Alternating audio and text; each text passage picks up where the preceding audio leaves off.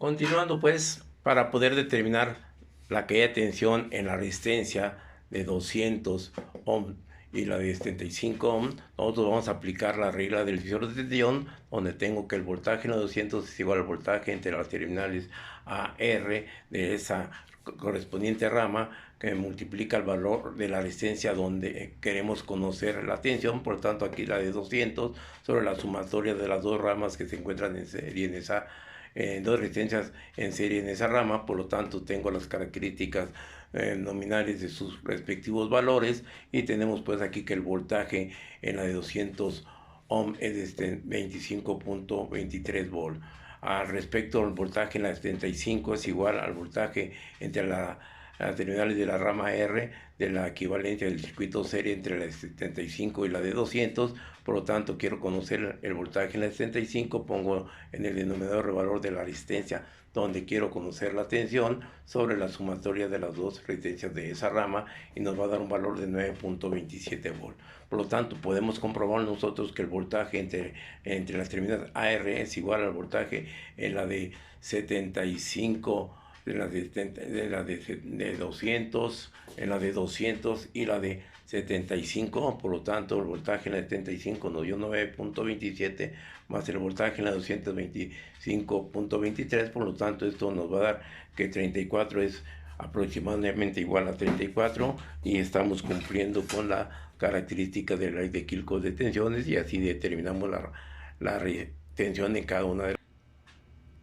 Por lo tanto, ahora vamos a comprobar pues estas tensiones en la de 200 ohm y en la de 75 ohm, en donde nosotros la determinamos aplicando la regla del divisor de tensión. Por lo tanto, nosotros ahora vamos al circuito en forma experimental, donde yo tengo la resistencia de 200 ohm cuyo voltaje entre sus terminales es de 23.9, donde nosotros obtuvimos una característica de tensión de 25.23, valores muy aproximados, y las características en la resistencia en la de 9.75, que es la resistencia de 75 ohm, donde nosotros obtuvimos un valor de 9.27. Estamos dentro de las características. Ahora, determinando la diferencia potencial o caída de tensión en las resistencias al lado derecho de la fuente, por lo tanto, lo compone la resistencia de 100 ohm en serie con la de 50 ohm y en serie con el circuito paralelo de entre la de 20 y la de 10. Por lo tanto, nosotros aplicamos la ley de Ohm y tenemos que la característica de tensión en la resistencia de 100 ohm nos da 22.1 volt. La caída de tensión o diferencia potencial en la resistencia de 50 ohm, aplicando la ley de Ohm, nos va a dar 11.05, y la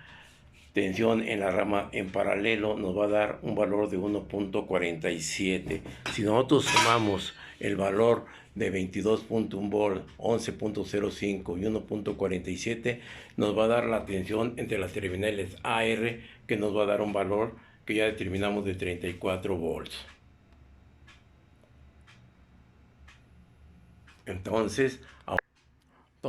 ahora para poder demostrar las características de la regla del divisor de tensión para las condiciones del lado derecho de la fuente, vamos nosotros a aplicar las características del circuito, donde tengo que el voltaje en la de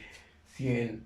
ohm nos va a dar un valor de 22.1, y aquí nosotros tenemos 22.2. Por lo tanto, pues estamos dentro de el planteamiento del circuito teórico, y las características de la resistencia que nosotros estamos midiendo ahora nos va a dar un valor de aproximadamente 22.1,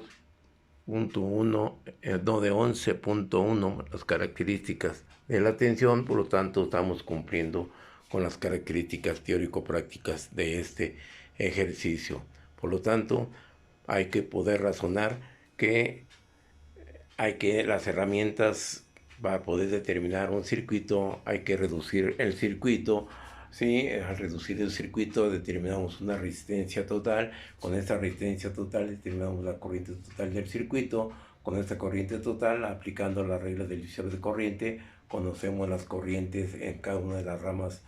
que tenemos en el circuito de lado izquierdo y derecho, denotados con la corriente 1 y la corriente 2, y la tensión en la rama que nosotros tenemos, ya conociendo que la corriente en la 65 por estar en serie con la fuente, por lo tanto la corriente total que circula por esa resistencia es la de la fuente y nos va a dar un valor aproximadamente que ya determinamos, y así determinamos las